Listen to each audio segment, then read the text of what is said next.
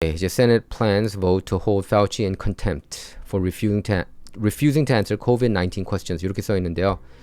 예, 코로나 당시 특히 한국하고 이스라엘, 한국하고 이스라엘이 이제 좀 뭡니까?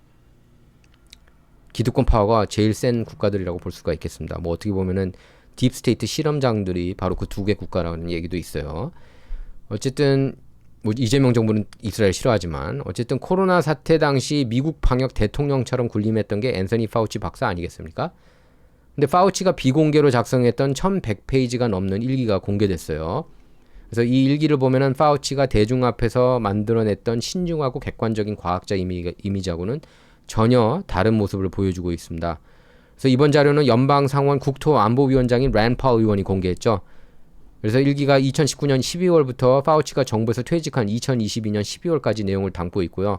그래서 가장 충격적인 부분이 코로나 바이러스 기원이고 요거 관련해서 29일 어제였죠. 어제 의회에 청문회가 있었습니다. 계속 그냥 그 대답이 Fifth Amendment 수정헌법 5조만 계속 얘기를 했죠. 그러니까 묵비권 행사하겠다는 거였습니다. 그러니까 모든 질문에 대해서.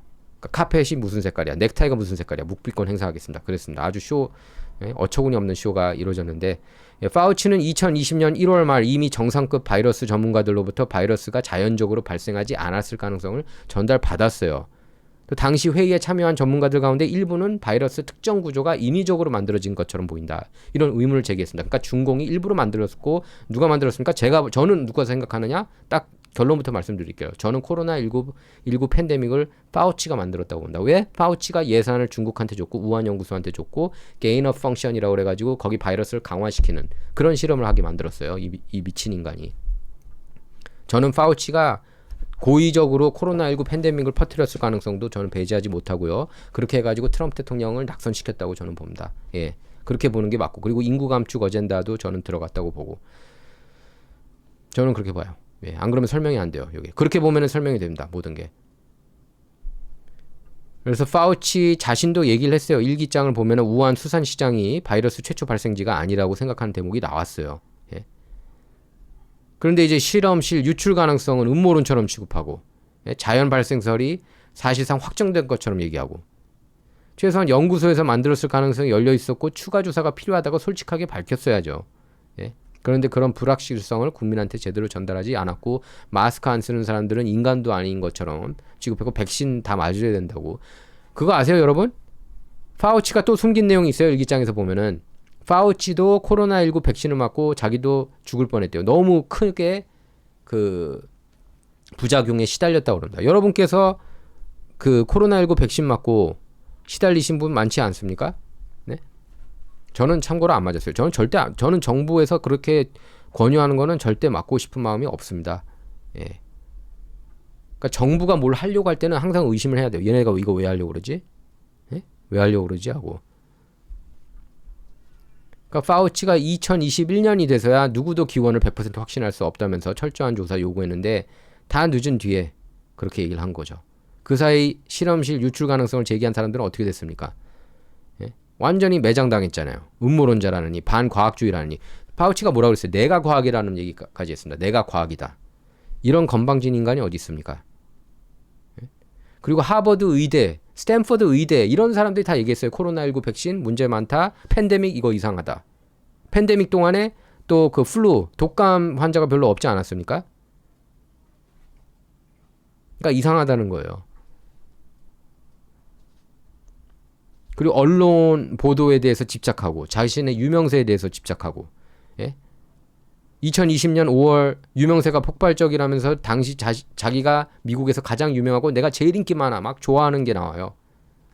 일기장에서. 브래드 피트가 자기를 또 연기한 SNL 스키트까지 했고, 여러분께서 기억하실 겁니다. 사turday 나이트 라이브에서 브래드 피트가 파우치 역할 했어요. 그 일부러 그렇게 한 거예요. 제가 볼 땐 딥스테이트 애들이 일부러 띄워주려고. 누구를? 파우치를 띄우면은 다 한국에서는 특히 신처럼 떠받들었잖아요. 한국에서는 특히 파우치 박사를 신처럼 떠받들지 않았습니까? 제가 그 전에 있던 그 전에 그 중앙일보에 있었을 때 부원 중에 한 명이 정신 나간 부원이 한 명 있었습니다.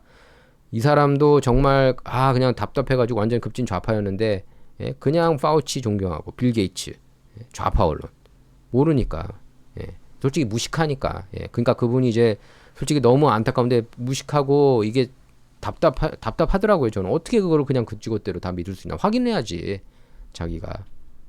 예. 제가 볼 때는 별로 똑똑하지 않았던, 그러니까 똑똑해야 돼요, 진짜.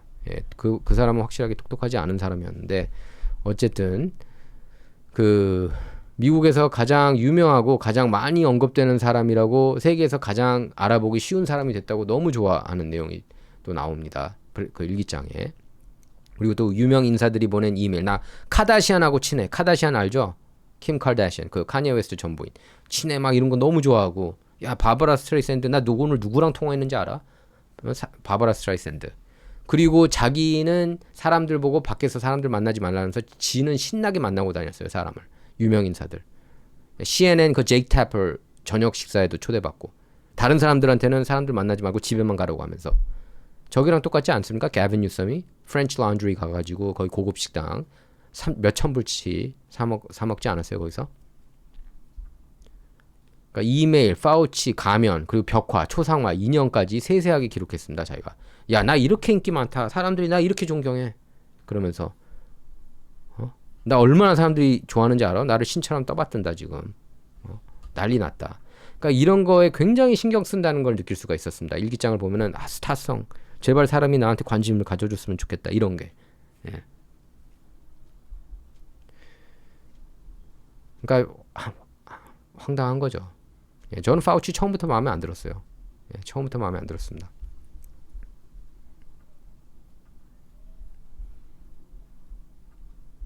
국가적인 위기 속에서 국민한테 막대한 희생 요구하던 최고위 관료가 자신의 스타성 그리고 언론 이미지를 이 정도로 의식했다는 거는 정말 이거는 불편한 사실 아니겠습니까?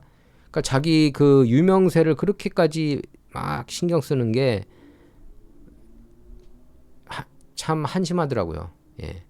우리의 건강과 보건을 이런 인간한테, 이런 인간 말종한테 맡겼다는 게, 얘는 교도소 집어넣어야 돼요. 사형시켰으면 좋겠어요, 저는 솔직히. 예. 트럼프 대통령 대하는 태도에서도 이중성이 드러났습니다. 공개석상에서는 트럼프 대통령하고 충돌하는 모습이 과장되는 걸 원치 않는다고 하면서도 일기에서는 트럼프 비판하고 봐보고. 근데 보면은 한국 언론들은 뭐라고 했는지 아세요? 한국 언론은 가짜 뉴스 넣었어요. 여기 파우치에 대해서도 아니 너무 뭡니까? 바보라고 생각했다. 파우치는 트럼프를 바보라고 생각했다. 그게 톱뉴스예요. 그걸 제목으로 뽑았어요. 이 연합통신 이 돌대가리들이. 진짜 중요한 뉴스는 보도 안 하고. 그 청문회도 ABC, NBC, CBS 아마 똑같이 또 블랙아웃 했을 거예요. 이번에 보도 안 하고. 제가 알고 있기로는. 트럼프 대통령 그 부정선거에 대해서 대국민 연설하지 않았습니까? 제 방송 보신 여러분들은 아실 겁니다. 제가 계속해서 백신 맞지 말라고. 유튜브 통해서도 얘기하고 럼블 통해서도 얘기하고 절대 맞지 말라고 저는 얘기를 했어요. 그 부작용이 너무 심각하기 때문에. 그것 때문에 인생 종친 사람 많습니다. 장애인 된 사람도 많아요. 백신 맞고. 물론 이상 없는 사람도 있어요. 예, 이상 없는 사람들은 천만다행이고요. 하지만 이상 있는 사람이 더 많은 것 같아요. 저는 주변에 보면 솔직히 말씀드리면.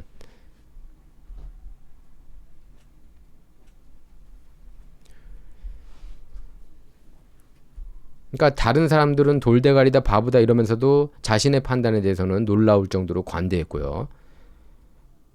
야외 마스크 착용 기준이 지나치게 엄격하다고 생각한다는 내용도 나왔습니다. 또 정책이 변경되면서 보수층이 그 변화를 자신이 이끌었다는 사실을 모를 거다. 그렇게 또 보수 지지 진영을 비꼬았고요. 보수 진영을. 그러니까 국민한테는 마치 과학적 진리가 처음부터 확정돼 있었던 것처럼 말했지만 내부에서는 정책 문제점을 알고 있었다는 겁니다. 예. 근데 과학은 질문을 금지하는 그런 권력이 아니지 않아요? 예, 과학은 끊임없이 의심하고 검증하고 잘못을 인정하는 과정 아니겠습니까? 그러니까 파우치 일기가 드러낸 가장 큰 문제는 단순히 이렇게 개인 허영심이 아니에요. 정부 관료하고 언론이 결합해서 어떤 주장은 과학으로, 어떤 질문은 음모론으로 규정했던 구조입니다.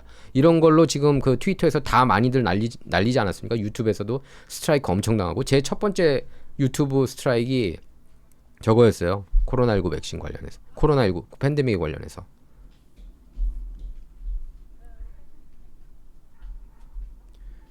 그러니까 자신이 사적으로 알고 있던 불확실성을 왜 국민한테는 제대로 말하지 않았냐. 왜 정당한 질문을 제기한 사람들을 극단주의자, 음모론자로 몰아가느냐. 그거 파우치가 이끈 겁니다. 과학을 정치로부터 지키겠다고 했던 인간 아니에요, 파우치가? 근데 일기를 보면은 오히려 과학이 어떻게 정치하고 언론, 권력, 도구가 될 수 있는지 그걸 보여주고 있고, 자기만 이렇게 잘나면 된다, 자기만 이렇게 뜨면 된다, 그 생각만 온통 신경 썼던 것 같습니다. 내 힘으로 나는 전 세계를 락다운 시켰어, 이런 걸로 희열을 느꼈던 인간이라고 저는 생각을 해요. 예.